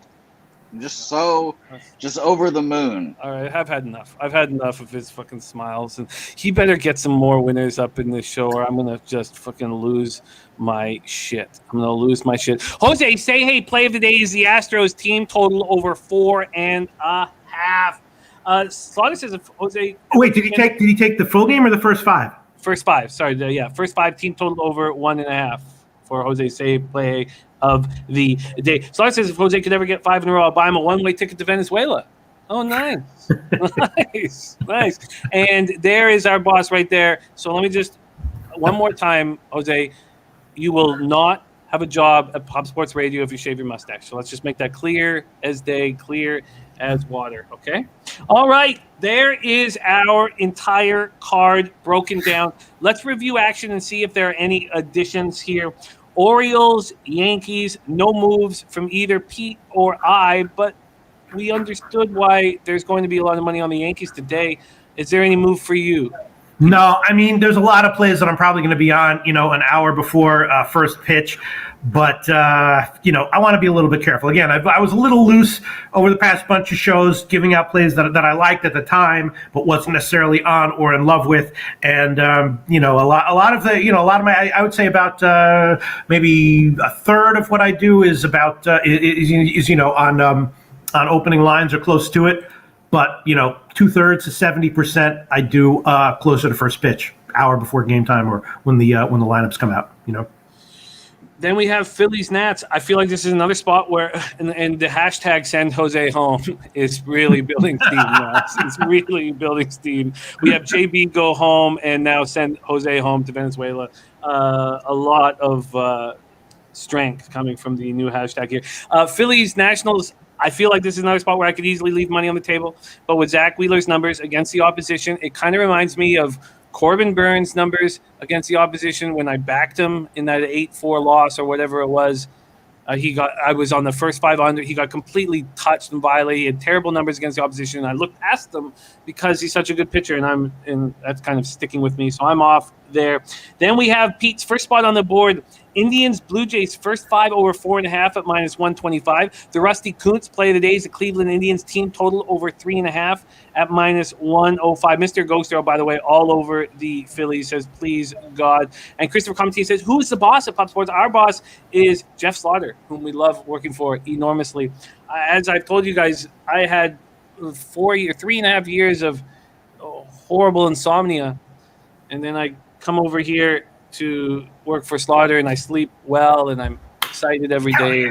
I've not had one night of insomnia since I moved over to Pub Sports Radio, and I just and more send Jose home to Venezuela hashtags here. Then next up, I'm on the Boston Detroit first 5 over 5.5 at -115. I have a lean towards the Red Sox, but nothing there. Pete's next spot on the board, first 5 over 4.5 in Minnesota, Cincinnati, and you got -108. I believe there. Yeah. Right down. So that means that we are heads up, which makes me very uncomfortable. Wait, you took the under? Yeah, I'm on the first 5 under 4.5. I bet it before the show. Yeah, so I'm very uncomfortable there. I'm also on Twins first 5 at +110, and Gambler's first glance correlates with that. There it is right there, Gambler's first glance. Wait, but I thought you said you don't like Molly. I don't like Molly at home, but I do believe he regresses a little bit back to the mean. Okay. And I expect Maeda to have a nice start. So, I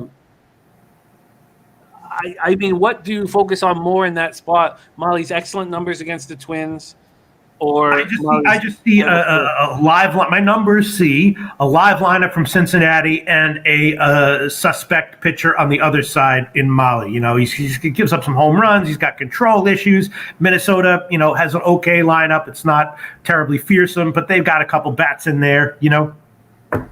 I'm very nervous. Go up heads up against you, and there was other cappers in the chat on that. Mets Marlins. We don't know who's pitching for the Marlins at this point. Has that changed at all? No, it hasn't changed. Although there is a line at Pinnacle, so it must be up and about. So next up, Mariners Rays. This ends up being a stay off spot. Matty Ice started Taint play today. One of his looks is on the under first 5. I don't know if Patino's going to be as strong in this start, and I've ended up staying off. Is this anything for you, Pete? Any additions here, Mariners Rays? Because I've got nothing at this point. No, like I said, I want to do a deep dive if I can into Kikuchi. What's up with him right now? And here is Angels Rangers. I would love to have the balls for a first 5 under 4.5 here, and I can't trust either pitcher here. But I think the offenses are weak, and it wouldn't surprise me if they have nice starts. The over 8.5 is now up to -115, -120 at some books. I wonder if that could get to a 9. I wonder if that first 5 could get to a 5.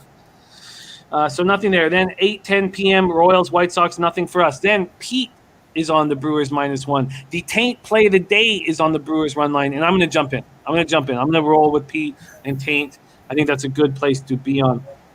Gas station says Twins are the correct side. I like seeing that. Then next up, we have the over 8.5 from Pete in Braves Cardinals. Max Fried, John Lester. I'm off that spot. And then I'd say my second favorite spot on the day that might become my favorite spot on the day is that Chicago Cubs, Colorado Rockies, first 5 under 6.5. The reason why it's not my favorite is just because there's been a lot of money on the full game over, but that can hit even with me cashing that first 5 under 6.5. Pete is also on the first 5 under 6.5. He got a 2-cent better line than me. He got minus 118.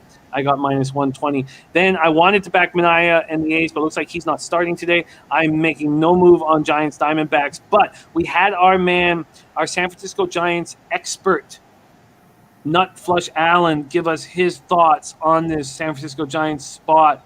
And it's right here. Pull it out. Come on. All I'm seeing is, here we go. I got it right here. It says, from Nut Flush Allen, says, I'm going to be looking at Giants team total over. Says Mad Bum will try to shove it down their throat, and he will be at risk to get hit. Yeah, I mean, I'm like I said, I'm not high on Bumgarner, and I don't like the fact that Posey's going to be out. But very, very, very, very interesting spot by Nutflush on the Giants team total over. I'm going to put that as a note here so that I can use that for a little bit of study for the rest of the day. Giants team total over from Nutflush. Okay, and then the say hey play of the day is the Astros first 5 over 1.5 at minus 113. Sharpie's Dirty K prop of the day is McCullers over 6.5 at minus 110.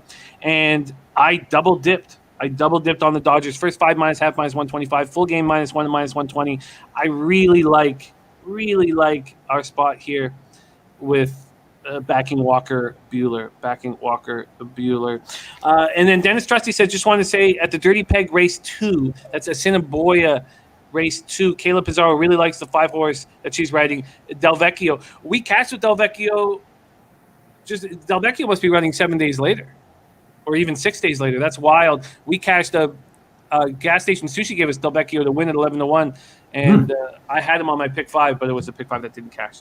Okay, so there is everything. And Pete, did you decide on whether you were going to add the Dodgers first 5 to your card? Oh, no, I can't. I mean, again, it's just strength against strength. Houston does have a legitimately scary lineup right now.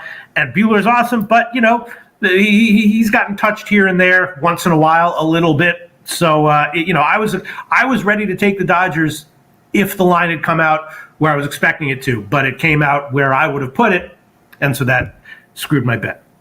We have Earl Sports joining us. He's on the Twins team total over, Diamondbacks team total over, Houston team total over, Detroit first 5 under 5.5, Cleveland first 5, Baltimore first 5. Here we go, Pete. Another Tuesday is in the books. What's in store for you this afternoon? You are a mysterious man that people want more information from. Oh, yeah, I'll just be wandering around Williamsburg, Brooklyn. So, and I don't really have any friends. So if anyone wants to, just stop by, just hit me up on Twitter, wander around East Williamsburg, see if you can see, a guy who looks like me, even though there's some other people who look like me who aren't me hanging out around here. But, that's basically it. Wandering a little bit around East Williamsburg, New York. Okay, that's where Pete's going to be. That's where Pete will be for the afternoon. So anybody in Brooklyn, keep an eye out for Pete wandering around thinking baseball. We have the big Babano and CMAC closing line show at 4 p.m. So that's in 3 hours and 8 minutes. So there'll be a lot of market moves, a lot of changes. Lineups will be out for some of these games. It'll be a great show. That's at 4 p.m. And then we have Jose. Are you going live tonight with MLB action? I might. Who knows? Maybe if the people. This guy doesn't care. He just doesn't fucking care. He just doesn't take shit seriously. My God. Is that just makes me want to lose my shit on this guy? Willy fucking nilly. Maybe I come on. Maybe I don't. Maybe I give you a winner. Maybe I don't. Look at my big smile and my sloppy tits. Just makes me sick. Pete, spectacular work. Follow our man Pete at P Loshak on Twitter. Pete, any last words before we put a bow on this? Not really. Shout out to Chris Comatini. That's my last word. And shout out to all the low baggers, just because Chris Comatini popped up. That's it.